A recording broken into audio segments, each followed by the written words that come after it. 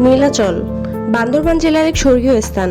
কিন্তু জানো কি, এখানকার প্রকৃতির রূপের মতো এই জায়গার পেছনে লুকিয়ে আছে এক প্রাচীন বৌদ্ধ সভ্যতার ইতিহাস।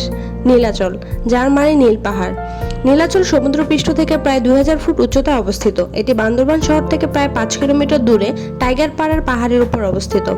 একসময় ছিল বৌদ্ধ ভিক্ষুকদের জন্য এক ধর্মীয় কেন্দ্র, যেখানে দেশি বিদেশি বৌদ্ধ পণ্ডিতরা শিক্ষা গ্রহণ করতে আসতেন। 1200 শতাব্দী থেকে প্রায় 18 শতক পর্যন্ত এখানে ছিল বৌদ্ধ ধর্মের এক শক্তিশালী কেন্দ্র। তবে আজ এই জায়গাটি প্রায় গুম হয়ে গেছে। এখানে প্রাচীন মন্দিরের ধ্বংসাবশেষ এবং ভাঙা বৌদ্ধ মূর্তির কিছু চিহ্ন ছাড়া আর কিছুই নেই। তবে যা এখনো রয়েছে তা হলো এই অঞ্চলের প্রকৃতির অদ্বিতীয় সৌন্দর্য।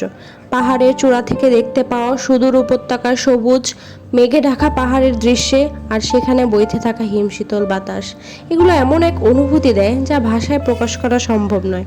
পাহাড়ি পথ বেয়ে যখন উপরে ওঠো, তখন মনে হয় যেন তুমি মেঘের ভেতর চলে গেছো।